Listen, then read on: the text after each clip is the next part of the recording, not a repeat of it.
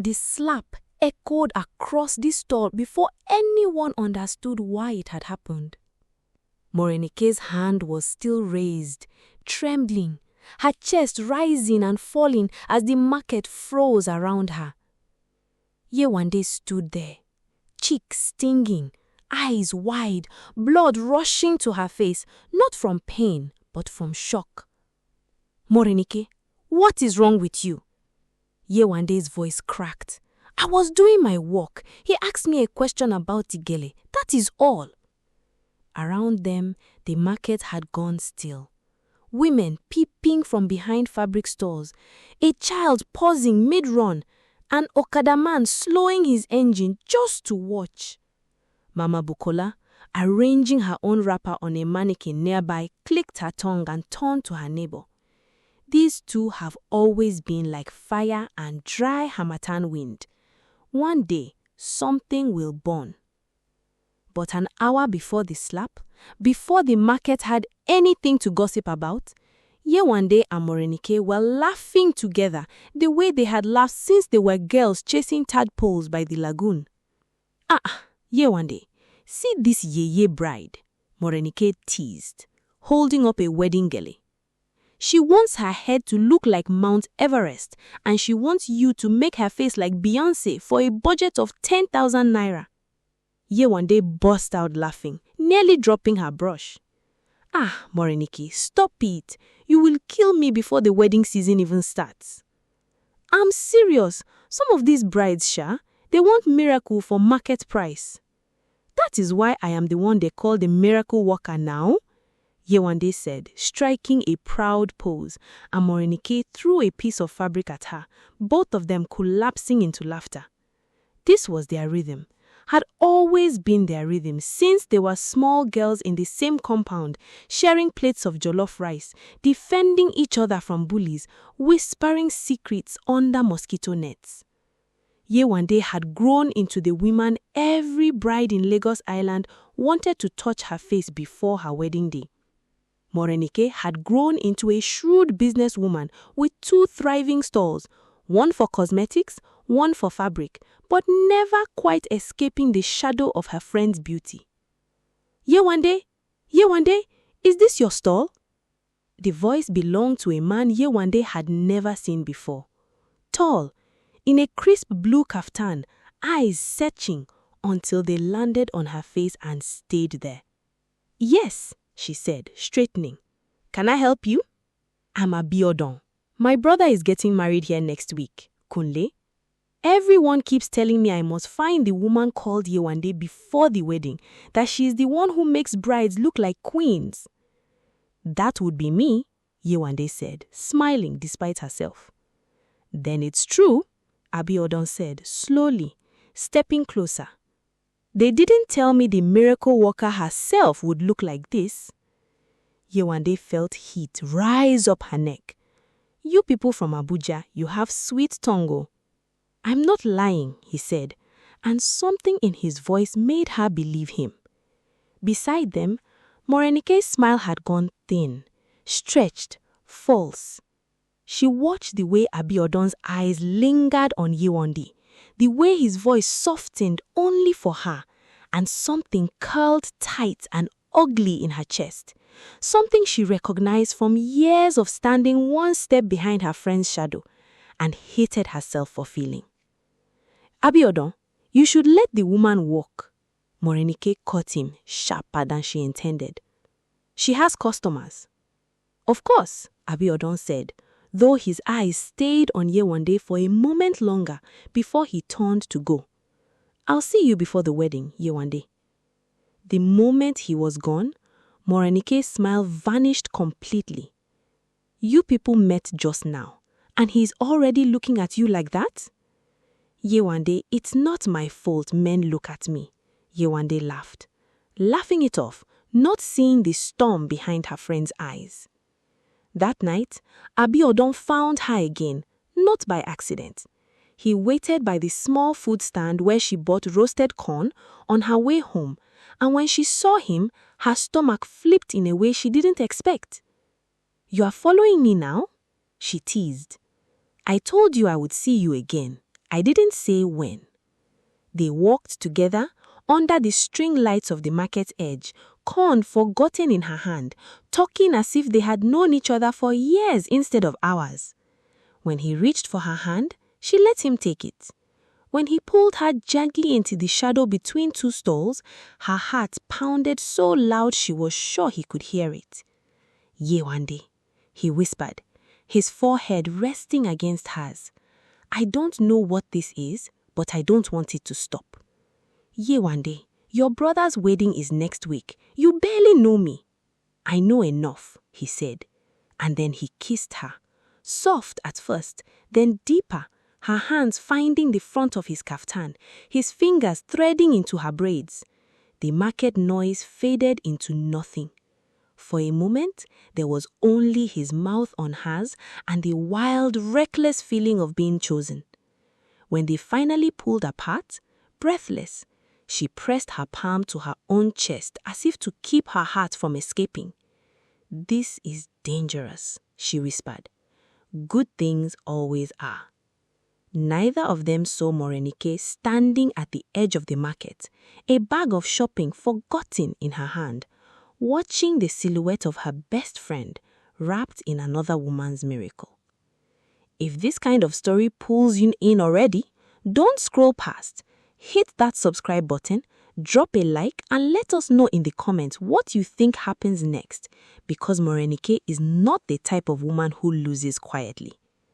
By the next morning, Morenike had already found her way to a narrow alley behind the fish market, where an old woman named Iya Alaje sat surrounded by clay pots and the smell of dried heads.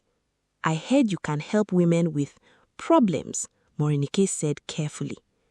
Iya Alaje's eyes, clouded with age, but sharp as broken glass, studied her for a long moment. "Problems come in many colors, my daughter. Which color is yours?" "The color of a woman who always gets what belongs to me," Morenike said, low and trembling with something she refused to name as hatred. "I need her to stop shining, just for a while, just until it's my turn." Iya Alaje reached under her wrapper and produced a small bar of soap, black and unmarked, wrapped in old newspaper. "This will do more than dim her shine, my daughter. Are you certain this is the road you want to walk?" Morenike's hand closed around the soap before she could think twice. "I am certain." She did not see the way the old woman's eyes followed her long after she disappeared into the crowd, already knowing, the way old women who deal in curses always know, that this story would not end where Morenike thought it would. That night, Morenike sat alone in her back room, turning the black soap over and over in her hands until her palms ached. She thought of Abiodun's fingers laced with Yewande's. She thought of every wedding where brides asked for Yewande's touch and never once asked for her own. She thought of being 15 years old, standing behind Yewande at a village dance, watching every eye slide crest her to settle on her friend's face. "It's just soap," she whispered to herself. "Just soap. She will use it, her skin will suffer small, the wedding will pass, and then everything will return to normal." She almost believed herself. The next afternoon, she slipped into Yewande's stall while Hassan argued with a fabric seller 2 stalls down and swapped Yewande's favorite bathing soap with the black one, wrapping it carefully in the same familiar paper so nothing would look out of place. Her hands shook the entire time. "Yewande, what are you doing near my things?" Morenike's voice startled her from behind. I was looking for my scissors. I think I left them here yesterday." "They are by the mirror," Yewande said, eyeing her friend strangely before shrugging it off. "Are you all right? You've been acting somehow since yesterday." "I'm fine," she said, too quickly. "Just tired. Wedding season, you know how it is." Yewande studied her a moment longer, love and worry pulling at her chest. "If anything is wrong, you will tell me, Abi. We don't keep secrets, me and you." Morenike's stomach twisted violently. "Of course," she said, "we don't keep secrets." The lie sat like a stone in her throat the rest of the day. 3 days later, The morning of Kunle and his bride's traditional wedding arrived bright and golden. The whole market dressed in asoebi, drums already sounding from the compound where the ceremony would take place. Yewande arose before dawn, humming to herself, unable to stop thinking about Abiodun, about the kiss in the shadows, about the way he'd whispered that he wanted to introduce her to his mother after the wedding was done. She bathed with the soap from her shelf, singing softly, imagining a future she had no way of knowing was already collapsing. By the time she arrived to the compound to begin the bride's makeup, her skin had begun to itch. Faint at first, easy to ignore, easy to blame on nerves and heat. She dabbed foundation over the bride's cheekbones, laughing with the bridesmaids, glancing at the door every few minutes, hoping to catch Abiodun's eye. "Yewande, is it me or your face is swelling?" one of the bridesmaids asked, frowning. "It's nothing, just the heat," Yewande said, though her fingers had already found the strange rising patches along her jaw. By midday, it was no longer nothing. Red, raw welts had spread across her cheeks and down her neck, angry and blistering, visible even beneath the foundation she desperately tried to layer over them. The bride herself began to cry, convinced some evil had touched her wedding day. Guests whispered behind fans and gele. Someone shouted that Yewande should leave before she spoiled the ceremony further. "Yewande, what is happening to you?" Abiodun rushed to her side, his face a mixture of horror and confusion, but even he took a half-step back at the sight of her skin. "I don't know," she sobbed, her hands trembling as they hovered over her own ruined face, afraid to touch it, afraid of what she would feel.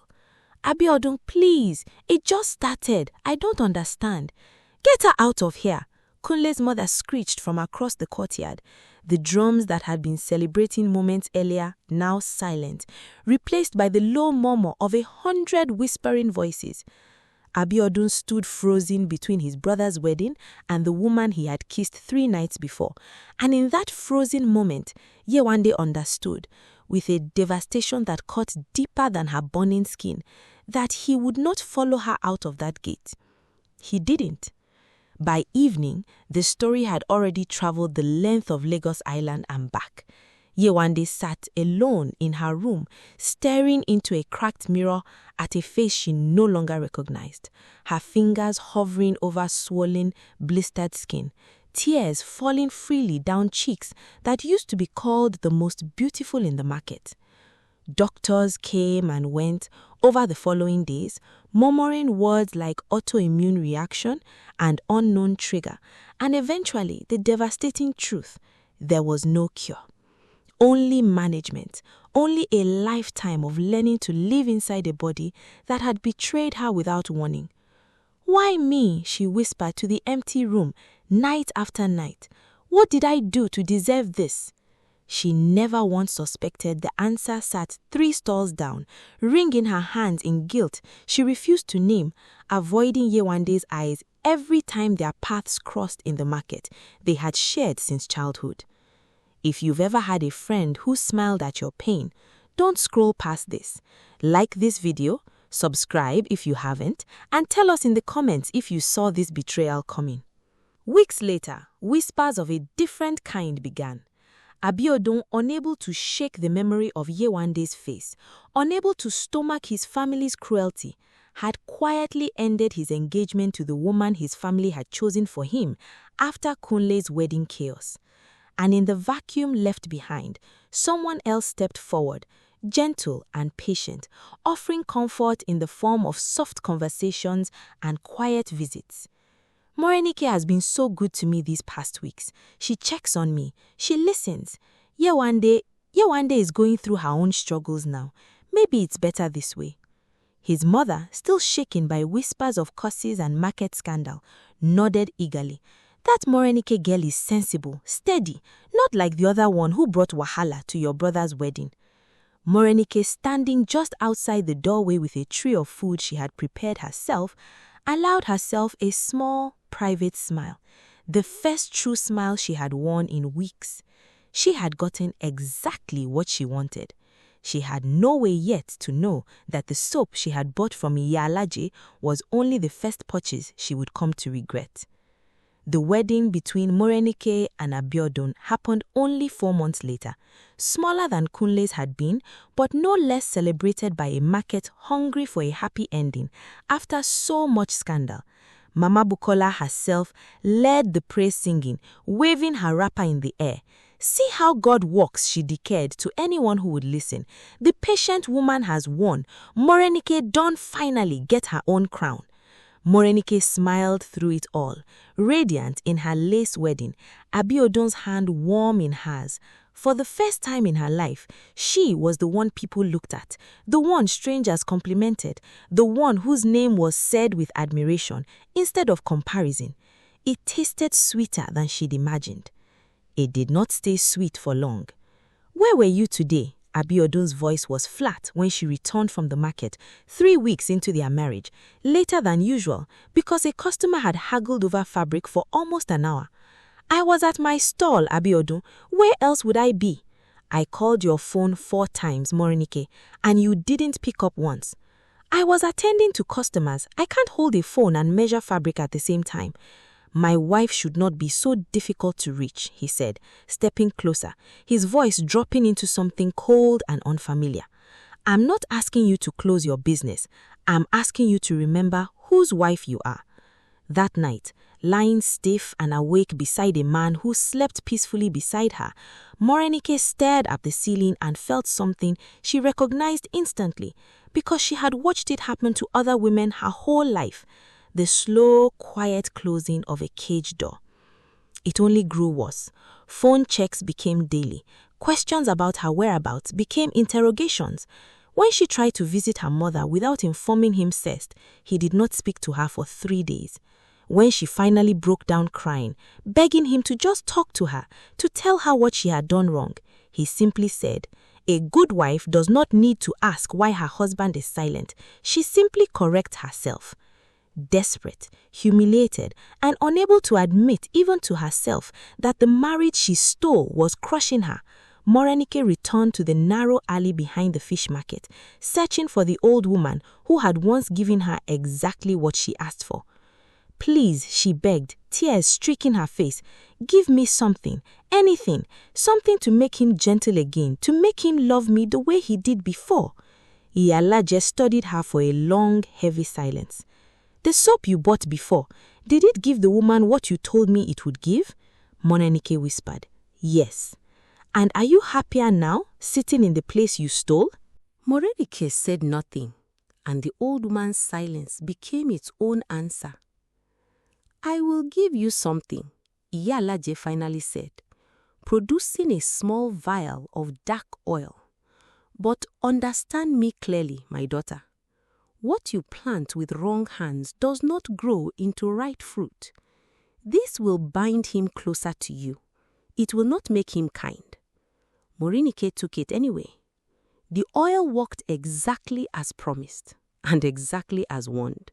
Abiodun's devotion sharpened into something suffocating, obsessive, jealous of every glance directed her way, furious at every hour she spent outside his sight. Within 2 months, he had forced her to close one of her 2 stalls. Within 4, he monitored every call on her phone.